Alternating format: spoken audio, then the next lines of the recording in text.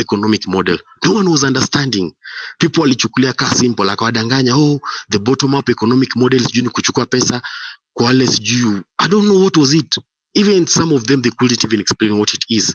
But those people who understand economics, they understand what it is mean, the bottom up economic model mean. Now, these fiscal policies in nasema you should understand. There are two types of fiscal policies. Kuna those which are expansionary. Zenye the government ina ensure kama inatengeneza finance act, ile act ina make sure that a citizen or a Kenyan or any person who is in Kenya akona enough money kwa pocket yake. How can this happen? Unapata tax imepunguzwa. So unapata ulipi tax mingi. Kama ulipi tax mingi, that means you have a lot of money in your bank, in your pocket or in your bank account, in your unaweza spend. That's the expansionary. But the bottom up inaendanga not called the contractionary, like a restrictive mode of controlling the amount of money supply in the economy, whereby unapata the government may increase taxes, and that's why hiyo ideology ya bottom up economic model ndio yanafanya saizi unapata hizi taxes zimeincreasiwa sana, but the government inafaa ifanye nini? Reduce how much it's going to spend to balance the economy. But sasa hizi unapata in Kenya taxes zimeincreasiwa, but the government ijapunguza vile ina spend. So unapata mtu anaumia hapa ni mwananchi, because government increase taxes, so it's collecting more as usual, ina spend more as usual, ya ina shida. But for you mwananchi unatolewa pesa mingi, but kwa zile pesa mingi zinaenda nje ni kidogo sana inakufaidi. Unasikia oh sijui kusupply sijui what in state house may cost billions of money, and you wonder. Unasikia oh sijui the MPs were paid billions of money, and you wonder. Wewe mwenyewe sasa ukiangalia, and I'm sure many of us right now we don't have money. Watu wengi hawana pesa. Saizi unapata value ya dhao manze imeongezeka. Ukipata dhao like uko nao dakika mbili au unayo pesa, because there is no money, and it's because of these very same policies zimeekwa. That's how from an economic theory inaweza explain. So the only thing before I stop speaking, nataka kuambia, go back, understand these fiscal policies, understand what is Appropriation Act inasema nini, understand what is a finance bill. Ask yourself, bona saizi vile Finance Act ya 2024 2023 kwa chini, why are you going back to the 2023 Act? You should understand these things, because if you understand how the economy operates, then government itawafinyilia.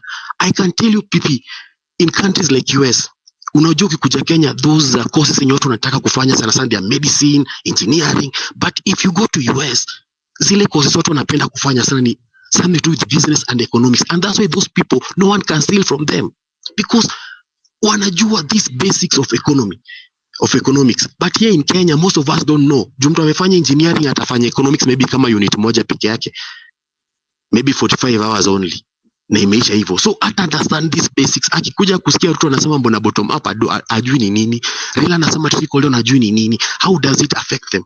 So the only challenge I'm giving all Kenyans here, go and understand the basics of economics. If you understand the basics of economics, then Ruto atafanya mambo anafanya saizi. Muliona finance bill ile kumtishia, the guy was trembling because we touched where we should touch, hapo kwa finance, hapo kwa economics. Hata nilikuwa nasema wakati appropriation nilikuwa nasema people should have gone to the street, show these people we know how it is done, we know how it should be done, na hapo tutakuwa tunasaidiana. So I drop the mic. Thank you so much for that, brother. You have really dissected it. MMSQ, and also that is quite educating. Data scientist, how are you doing? Mose? Hello, PPT. I don't know if you're in the microphone. Habari yako? Niko salama. I can't hear you, Mose. You'll have to reconnect. Can you hear me now? Kwenye mic. Yes. Mabibi na mabwana, this is Homeland PP. I see Maureen Magak, who's going to talk to us after this. Social conversations, engaging topics on your phone, anywhere. This is Home Run with PP. I think I'm going to have to recycle data scientist. You're listening to Homeland PP, ladies and gentlemen. We are about 38 minutes to the top of the hour. Maureen, how are you doing?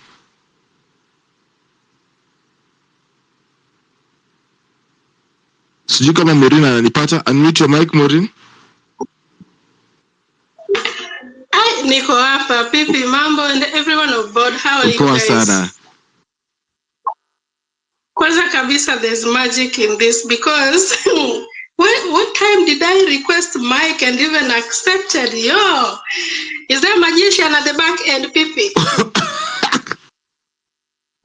Umejipata by force. Anywho, I know, right? Anywho, I've been hearing people injecting a lot of sense, and all this time I've just been asking myself, hawa watu ambao wanatuibia, hawa wezi wote ambao wanatuibia, do they have another Kenya they are planning to go to? Because seriously, I'm asking myself, if we all exist in one Kenya, why would someone so sell a country anajua kwamba hata rule milele and still want to exist in the same, within the same people amekuwa akiwakanyaga? I'm like, what kind of mind are they using? Ama kuna rich mind na broke mind? Mimi ndo nathinki broke ama, because if that is the kind of an elitist mind, then it's so fake. I mean, so what I don't like most about this is the people that really promise so much, wakakaa ndani wakasema tukienda tutafanya hivi. After being there, they're doing so much opposite, to the extent that they rather do it in the dark. When we wake up, it is already done, like this. I'm looking at people that are just up to serving their own interests. You saw how Gachagua impeachment was, the motion was proposed, and within like a week, it was a done and dusted deal. While we've been singing Ruto must go for like how many months? It falls on deaf ears. So that tells us that the people we have at the top there, they have no interest or no political will at heart for us, and you've already known that. So I think what I would, my cry is strategy. My cry is a lot of strategy, even as the we are joining hands in making sure that we have new vibrant parties that work for us. Now, the strategy will come in a way that is not just about forming party, but it is the readiness of that party to be active. For example, we are injecting at least wengine wakuta waache positions, or whichever happens, but it's the party that is formed. For example, inject and everything. If I'm off topic, let me just inject. How ready are we to take those positions? Because there's one thing to have a collective, and there's another thing to be ready for the opportunity that comes in. Because I'm looking at a revolution that must have people who are ready to take part. I'm looking at a situation where we need to also do a lot of information huku nyanjani, in your village, in your mtaa.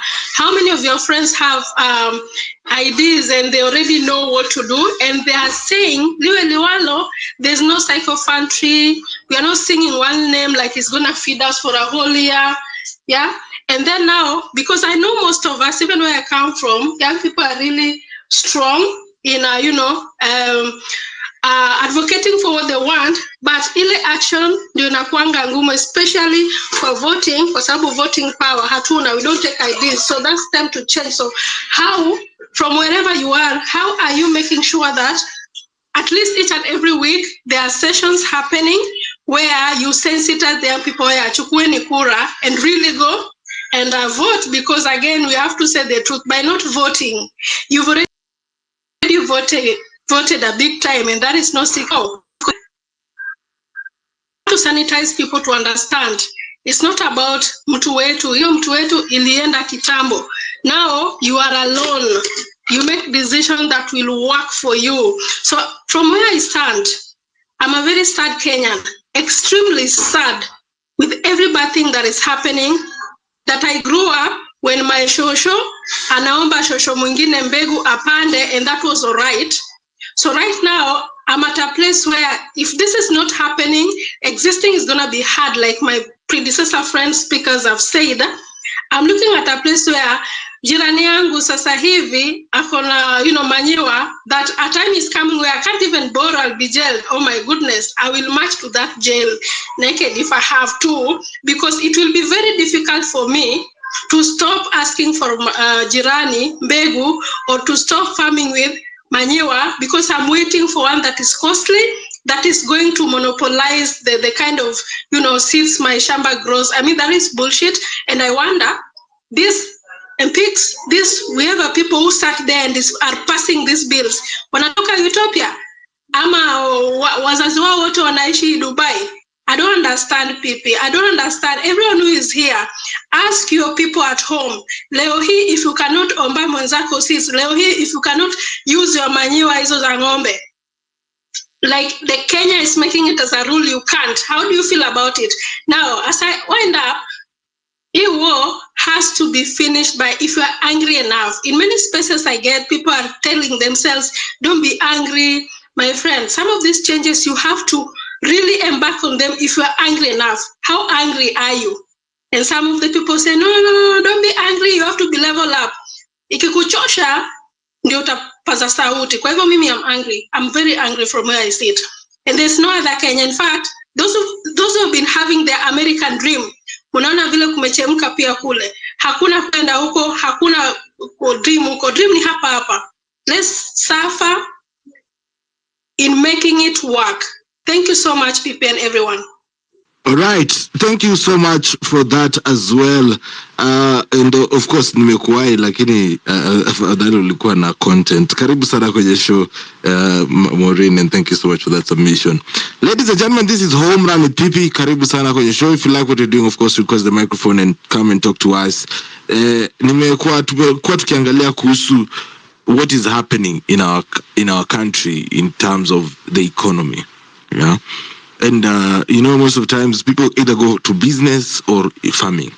Now, I think last week I saw a tweet. I don't know how true it is because I did not follow up.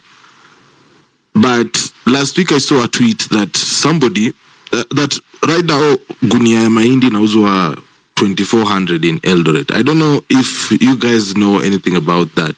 But I would like to engage on that if you guys know that.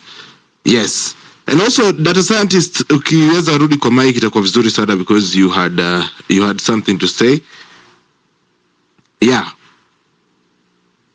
Hii wiki mambo, yani kuna mtu amesema kwamba we are being served with hot takes every day. And it actually hit me because kila siku kuna kitu mpya yenye tuna argue about. These days I don't even struggle with I don't struggle with content. It's there. So I want to go back to Newson. Nataka kukupatia kama uko na rebuttal, a chance for you to talk to us. I've seen Dr. Nyango on the listener panel. If you can come over to the mic and maybe help us talk about kilimo cha haki. Yes, kilimo. Is it kilimo haki? Kilimo cha haki. Yeah. So yes. Chatone kwenye inaendelea pale kwenye comment section.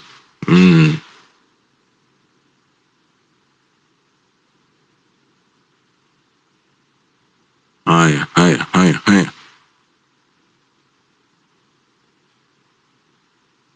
Wanjira was talking about the location of the countries is interesting. We were talking about JP Morgan earlier on. And it's interesting, Nigeria, Egypt, South Africa, and now Kenya, West, North, South, and now East. I want to guess the next location is in Central Africa. So, of course, there is that.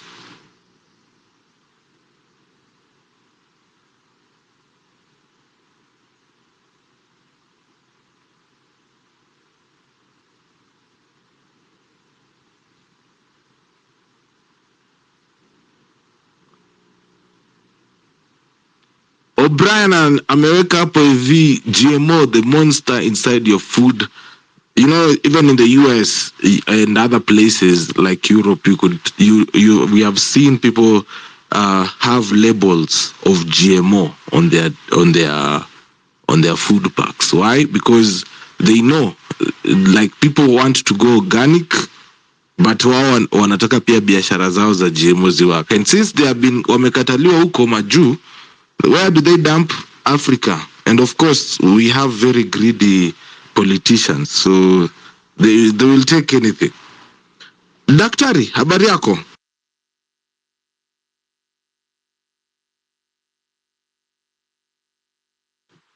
Mzuri sana Pipi. I How are am you? well. Talk to us. Great. I hope you can hear me clearly because I can see my network is acting up. Yes, I can hear you. Talk to us. Great. Thank you. Sorry. And for the forum, I can see we are talking about the state of the economy, and I have had people speak passionately since for the few minutes I have been around. So I'm Dr. Duncan Onyango. I go for Kilimo cha Haki.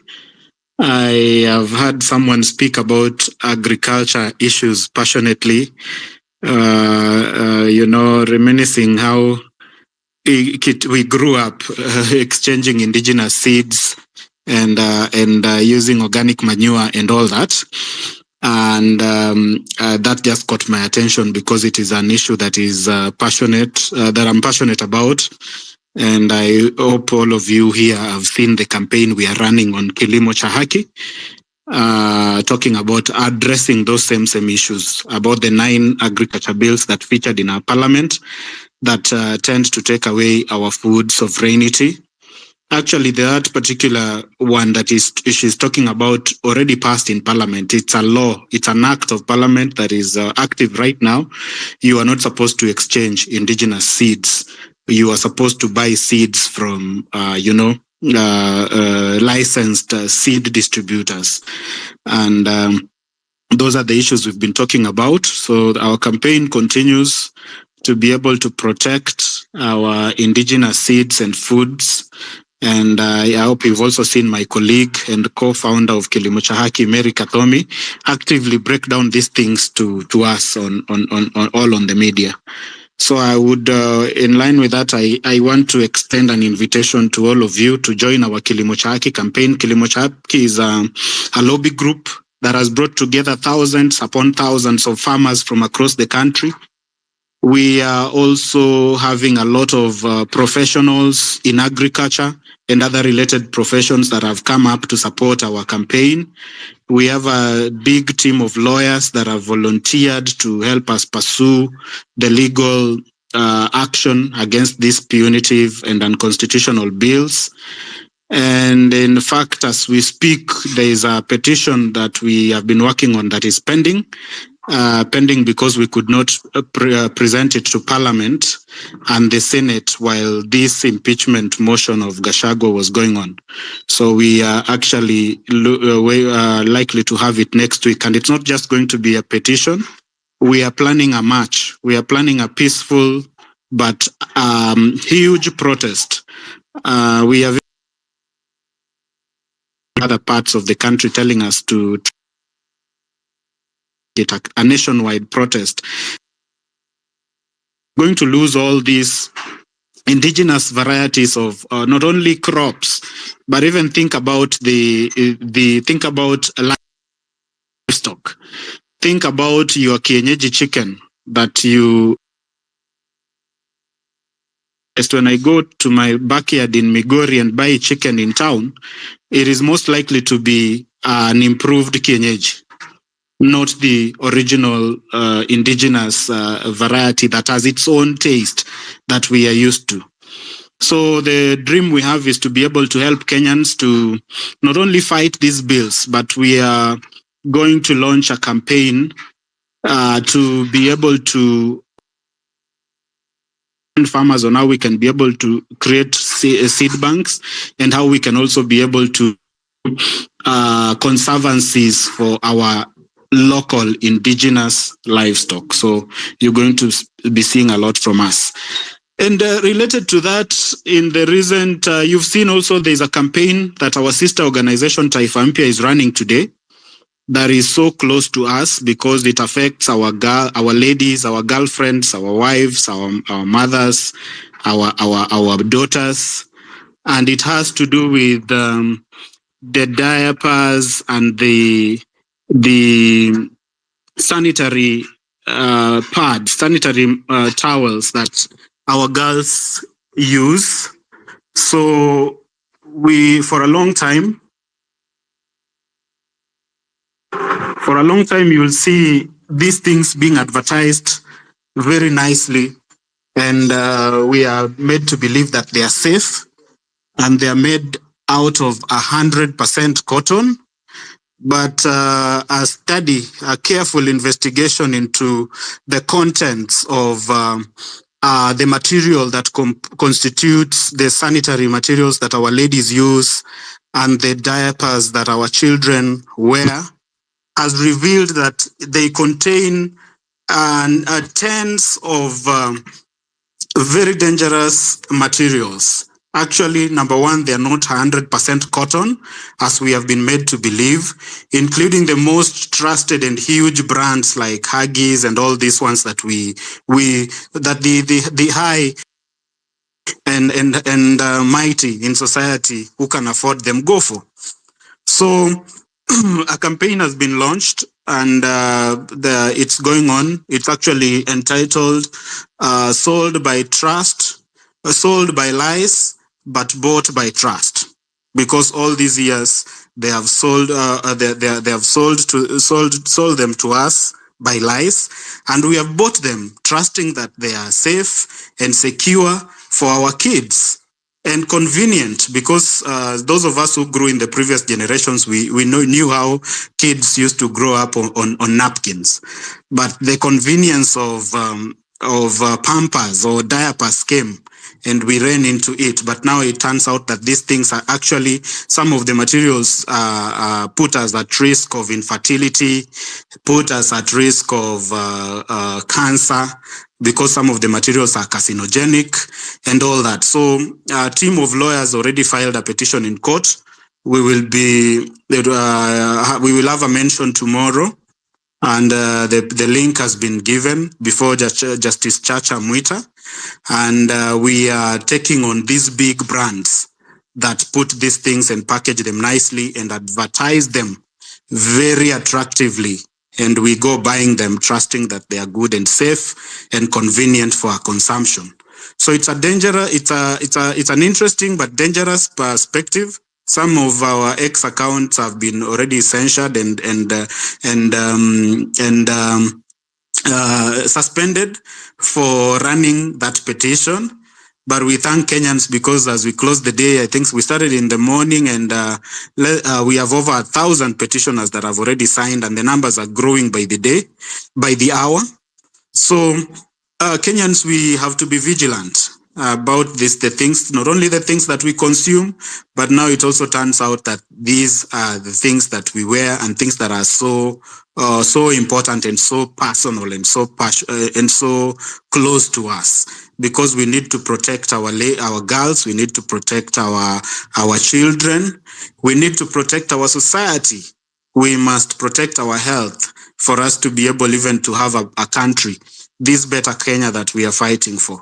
So thank you. I just wanted to highlight those two particular petitions that we are running. And when you hear the call to join us in the march for our food sovereignty next week, please turn up and support us by your presence and by sharing the petition and by just standing up and speaking against all these things. And if you have time, check out our petition on the ongoing petition that we're having before Justice Chacha Mwita tomorrow about the diapers and the sanitary pads. So thank you very much for the forum, Kenyans. The battle is not over. It is just the beginning. We have to stand up. We have to speak. But above all, data scientists knows that I always encourage them in every forum that we must go beyond speaking and complaining and pointing out the wrongs. We need a team of people, Kenyans of goodwill and Kenyans of integrity, who will step forward and put up appropriate strategies for us to be able to kick out these people from power at the nearest possible opportunity. Whether it comes earlier or we have to painfully wait until 2027. If we just wait complaining and outlining the problems, then we will be in a worse position. If Ruto is behaving like this in his first term, you can imagine what is going to happen to us in the second term. when he will not want to be re-elected. So he will just do whatever he wants to do with us. And I think it is going to be worse. So, ladies and gentlemen, we need a team of people who will come out to put in place strategies and step forward also to take over from these guys, take positions of leadership. If you can be an MCA, if you can be a member of parliament, if you can be a president, this is the time to come out. Because I see what is happening on our side of the political divide. And if we do not pause to think and to strategize and to be very deliberate about what we want to see in this country, then the government of the day may simply succeed to scuttle us apart, just the way they did to scuttle our street protests. So the same tactics I see, the way they began to sow division amongst us and we started fighting against each other, that is the same thing that is now happening. When they see any attempt at serious organization and strategy towards occupying places of power, then they will begin to call us name and set us up against each other. And that is already happening. We saw how scenes were ugly in the last weeks, people talking about malls, people accusing each other. And now our camp, we just end up fighting against each other. Yeah. We have people here who have gone to school. We have strategists. We have people, political scientists. We have professionals across the board. Why don't we come together, sit down and help our people with the strategy and organization, strategic planning? We have to be smart, politically smart, just and street smart, so that we can be able to survive against this regime.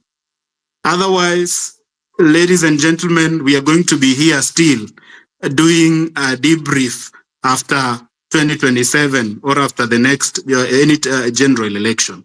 So thank you, people, for what you're doing. You've been very consistent since this revolution started. Now we want to see people coming out of these movements and people to step out, team up, like-minded Kenyans, young people, people of integrity, people across the ages. Yeah. If we can't work together and sit down and draw a proper strategy so that we convert our movement from, we don't run one man's shows, to build a formidable people's movement. I was telling some friends of mine that Baba, by virtue of the things he has done, has already lost his position as the people's president.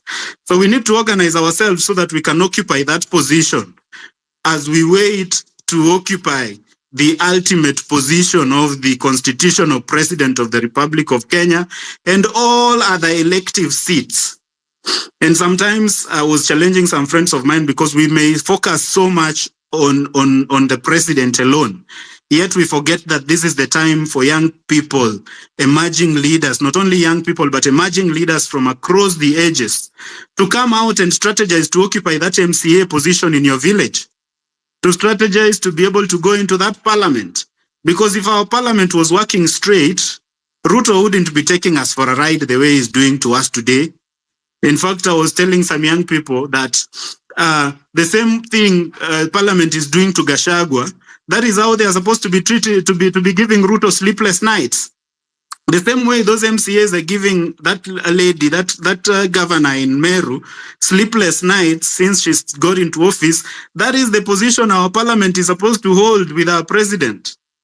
So if we just spend all our time complaining about Ruto and we do not step up to identify, nurture, and radicalize alternative leadership from amongst us, then we are going to be in a worse position in 2027. If Ruto gets back to power with this same crop of leaders in parliament, he is going to be bolder. He is going to be more lethal than ever before.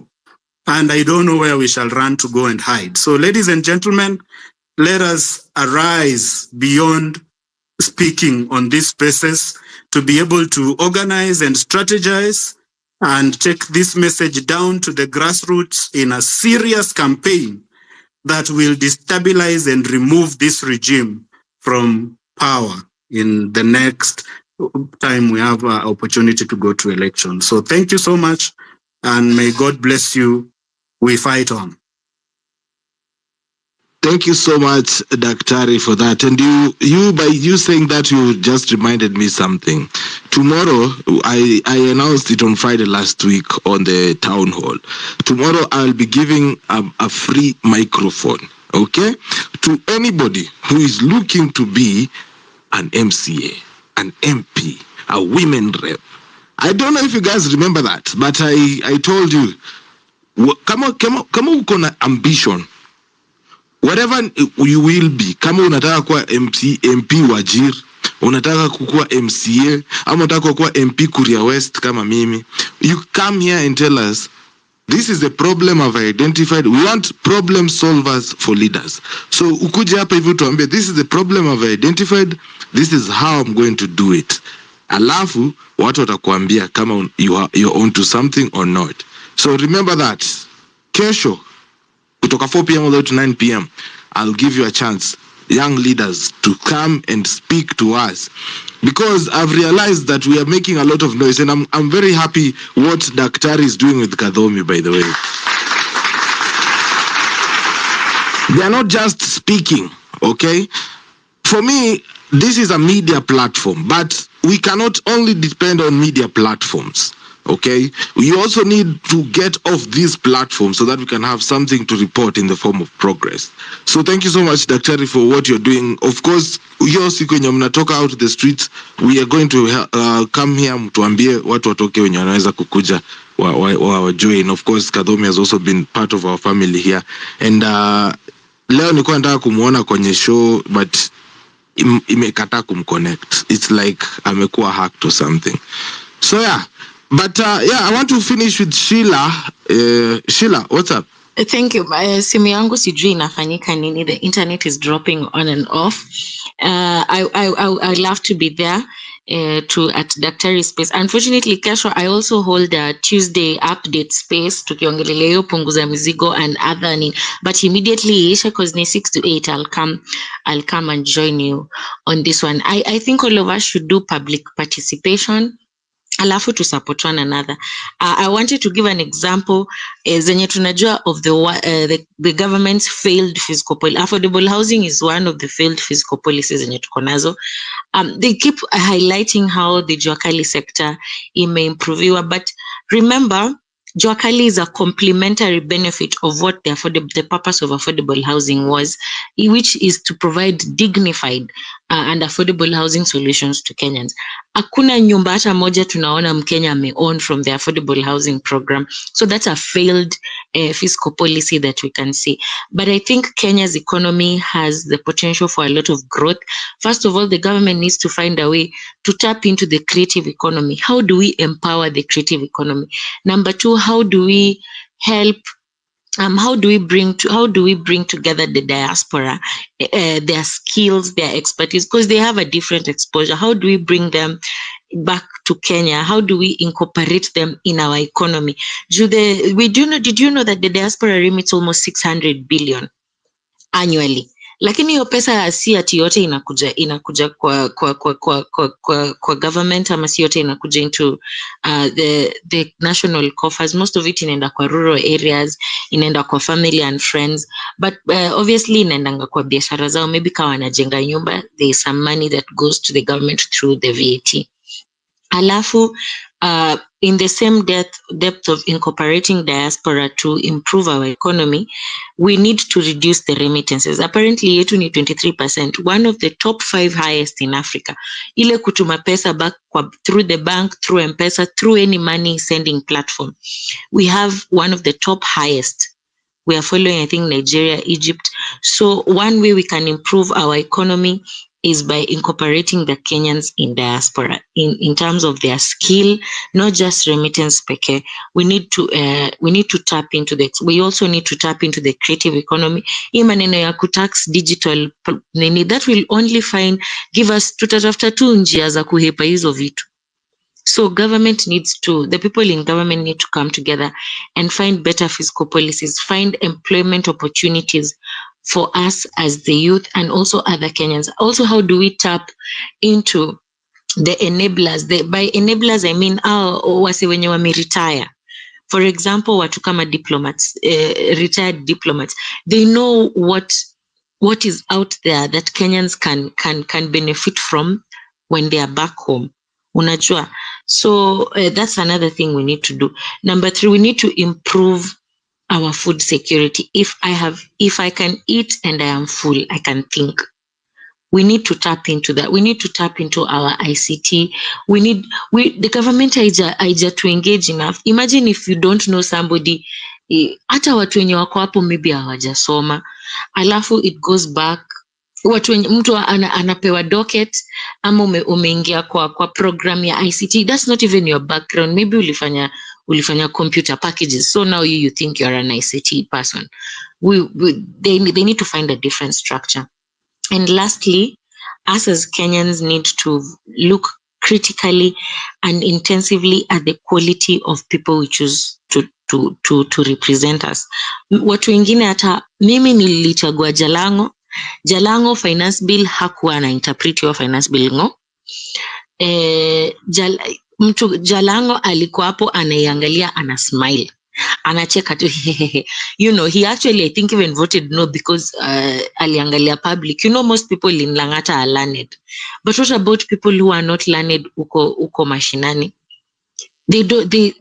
How do we ensure that they choose the right leader? Is by ensuring that the education system is working for everybody. Kama niko huko Mount Elgon, CBC inanisaidia nini? Basi itanisaidia huko. How am I? Mtu chupa za maji atipekele bottled water. Niliona aunti yangu anafanya some project na mtoto wake, chupa ya maji za bottle, hizo ma bottle top. Mtu wako huko Mount Elgon huko kwa kijiji anatoa happy bottled water. Where are they going to collect those things? So we need to diversify the solutions that we have for the people of Kenya, and I think we are on the right track. Public participation, then mwenye connects na wewe anajua MCA wake analipwa pesa ngapi, anajua MCA wake anafaa kufanya nini.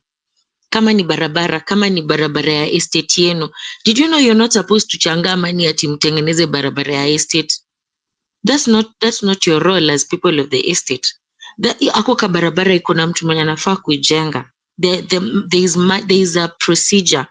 So we need to be, I think it is right that now we know. Unajua tumetoka kwa civic education, now we are in political education where we are learning about ideologies. The first ideology we've broken it down over. It's impoverishing us. The moment they make us poor, we become beggars. A beggar has no choice. So we need to understand what their political ideology is. This hustler narrative, what is the solution? Solution ni gani? Kama nitataka kuchagua the right person, kwanza mimi nilikuwa nasema hii maneno MPs, why don't these leaders, juu after wameimpeach Gachagua wanataka kukuja among us, they eat among us, they worship among us. We need to shun them away.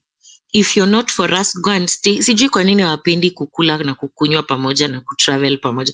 Washindange hivyo. If it is even possible, they make their own county and stay there. I am very angry at these people. We should not entertain. Hata mimi rafiki ya mtoto wa MP sitaki kwa friend yake. Enda ukae huko na baba yako na mama yako. Mkae huko kwa hiyo familia yenu mtengeneze. We need to make life hard. They need to be unable to live their social lives. Kama ni mkae majuu forever basi. So in short, for me, I'm very angry, and let's keep the anger going. Educate the next person. When you are next to you, muulize, why do you feel? Kuna dem aliniambia, a certain lady, we were just talking about the constitution. Akaniambia, there is nothing we can do. She was feeling helpless. Nikamwambia, this can't be a war for one day. You think you'll wake up one day and say Ruto must go, or you'll wake up one day and say Chief is bad and then it will go? No, it's a continuous fight. It's continuous because the system is broken to uko ndani kote. Alafu nimesema lastly mara mingi unajua kwa umejaa vitu mingi za kujamisha. Watu wenye wanasema we can fight all these things pamoja. hatuwezi sema ati we are now, no one is only focusing on impeachment. It's the media that's focusing on impeachment. The rest of us are focusing on everything. We are talking about education, we are talking about health, we are talking about agriculture, we are talking about the foreign policy, we are talking about our freedoms being infringed. So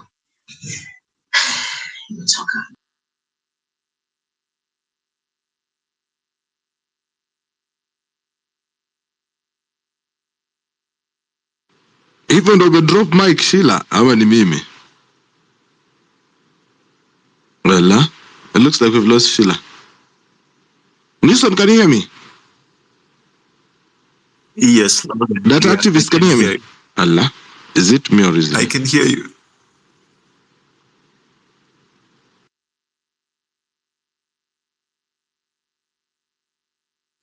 Pipita, unasikika vizuri sana.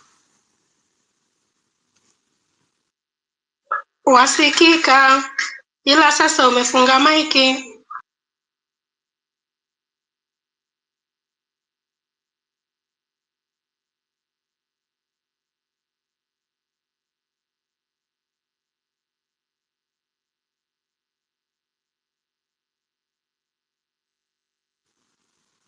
Pipita, umezima mic. Yes.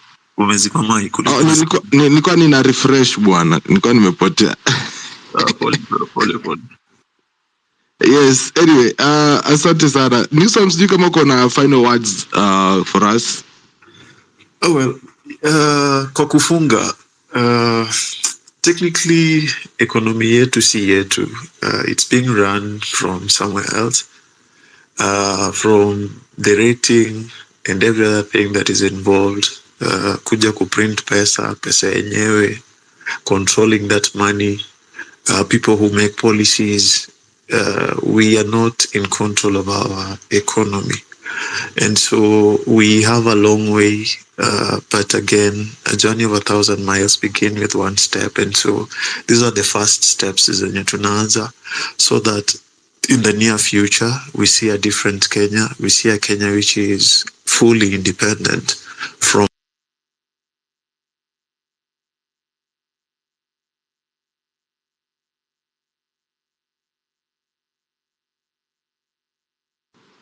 Newsom, boy. Newsom. Allah. This one cannot be me. Maureen, unanipata? Amepotea. Oh. Simpati. Hey, kidogo niangushe mic bwana. Newsom, hebu rudi umalizie your final word. Okay, sawa. Maureen, uko na any final words for us? Yes, I have a burning final word, and it is, I'm preparing to go to a funeral of a madman. My only worry is, nikifika kule, they'll ask me how I know this madman, and I'll not know what to say. And that is to say, tunaishi in Kenya right now, tukisema vile siku itakuwa, wacha nikajaribu. We are so worried, we don't know what to do. Mental health imeanza kukick in, spiked by the status of the nation, vile hawa wanatucheza. And that is not cool for Kenya. Therefore, let's keep waking up, let's keep injecting strategically, because it will be well if we keep injecting. Thank you. All right. Thank you, Maureen, for that. Data activist, what are your final words for us? Thank you, Pepe. My final words are this. There's a quote I've been giving, guys, and it goes something like this. The greatest fear in life is not death, but to live life without purpose. So my challenge to everyone is, what is your purpose? Even in this movement, what is your purpose? Because everyone can do something about the movement, about what they are seeing going wrong. No matter how small it is, you can do it. And what appears to be small may not necessarily be small. but everyone has a role to play. So my call to you is, what is your role? And if you don't have a role, DM me. I'll get you a role. Thank you.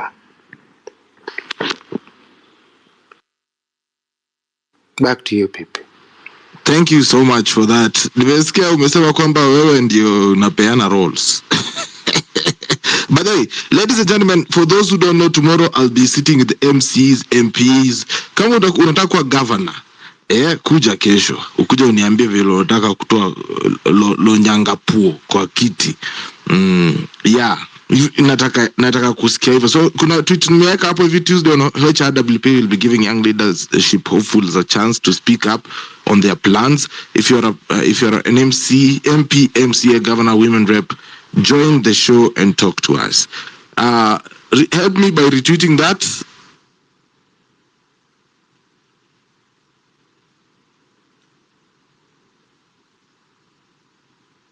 Help me by retweeting that before we call it a night, as Daktari is giving us his final submission for tonight, as we call it a night. Daktari, what are your final words for us today?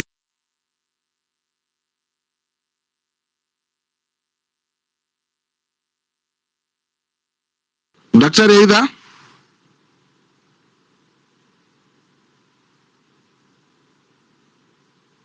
Sijui kama daktari ananisikia. Data activist unanisikia? Oh Lord. I can hear you, Pipi. I'm trying to get a hold of Daktari. I'll let you know. Give me a minute. Hello, data activist. I can hear you now. Okay. Go ahead. Pipi was calling you. Go ahead. Yeah, sorry, I lost you. It's on and off. Pipi, if you could just let me know what you would want me to do. And I wanted you to give us maybe final words before we call it a night here. Sijui kama daktari can hear me. Data activist mwambie.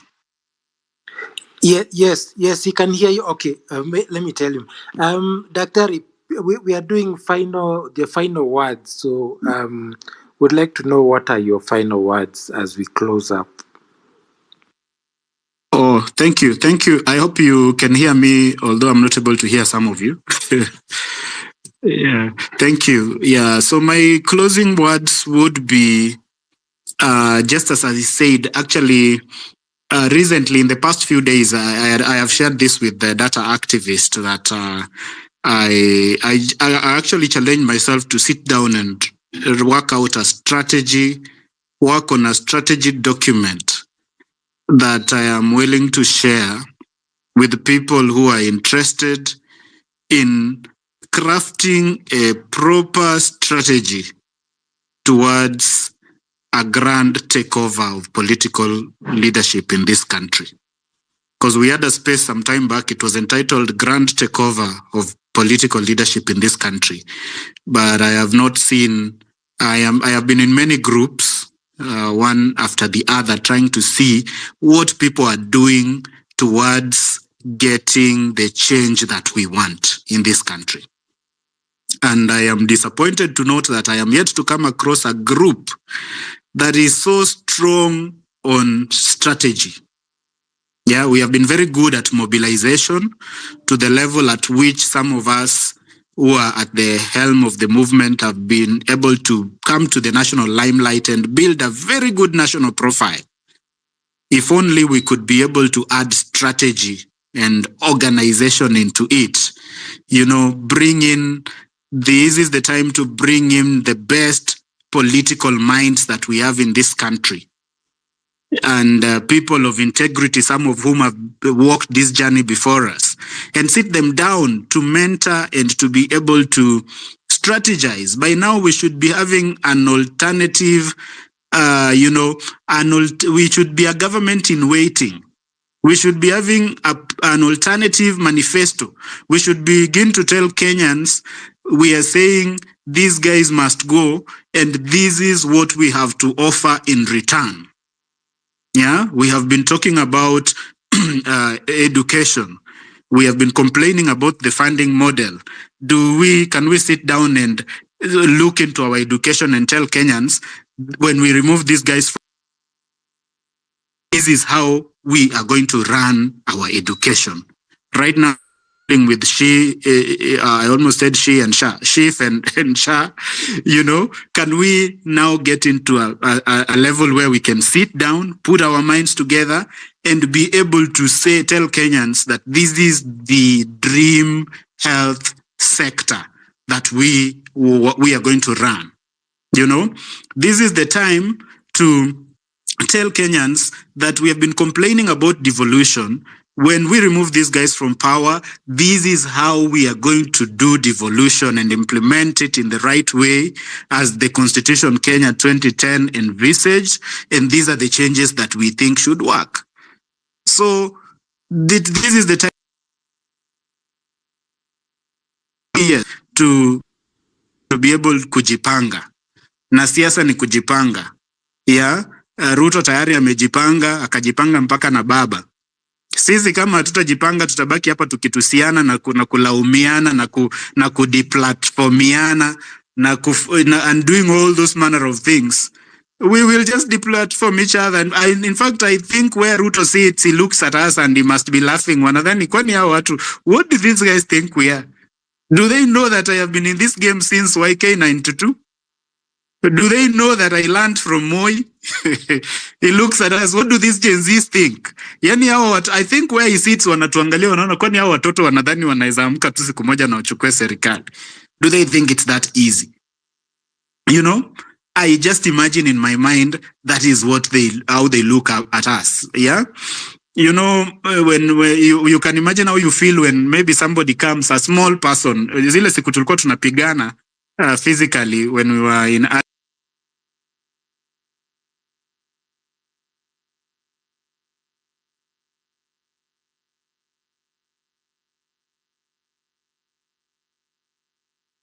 Okay, is it just me or can anyone else hear Daktari?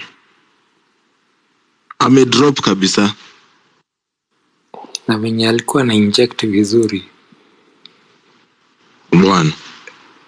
Let me try and get a hold of him.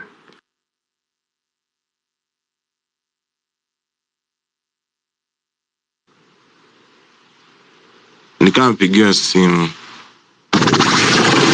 Social conversations, engaging topics on your phone anywhere. This is Home Run with Pipi. Into the mobilization that we have. Continue, Doctor. We had lost you for a moment.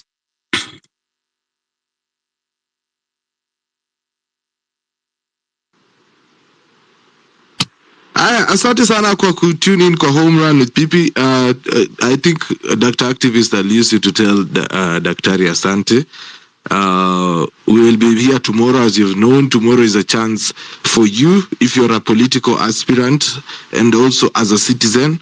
I want you to come here and tell me what you expect from your leader. And of course, if you're looking to be an MCA, MP, governor, or whatever, just come to the mic tomorrow and tell us, this is what I've identified for the people of Kajiado North. And as I am planning to be the MP, I'm going to use this strategy. According to the CDF, tunataka tuone kama ni leaders tuna elect ama ni watu tu wako na ma feelings. Because we need to be sure. So kuna kuja watu ambia, this is what I have planned for my people. And then now we talk from there. So that is going to be happening tomorrow. Remember to retweet that tweet that is on the Jumbotron right now before we close it. Acha niupate 5 minutes. Tuko watu wengi bwana. Yes, I just need to get at 10 reposts tuko 5. So 5 people mwenye haja tweet hiyo post yenye nasema kwamba Tuesday, tomorrow, we will be seated here with people who are hopeful to be on on the ballot in 2027, because as you are saying, tunajaribu to inject, but there is also that opportunity that we might not be able to get this guy out before 2027. So if that happens, what happens for us if we don't have leaders? So it's time for us to start grooming new leaders so that we can also have to understand, are we changing leaders or are we just changing the same people? So yeah, that is the plan for tomorrow. Thanks so much for everybody who was tuned in to Homeland People today. It has been a great conversation. The talk around finances has been amazing. The bills, of course, kilimo cha haki, of course, pulling up kina daktari, it was great. Thanks so much for being here.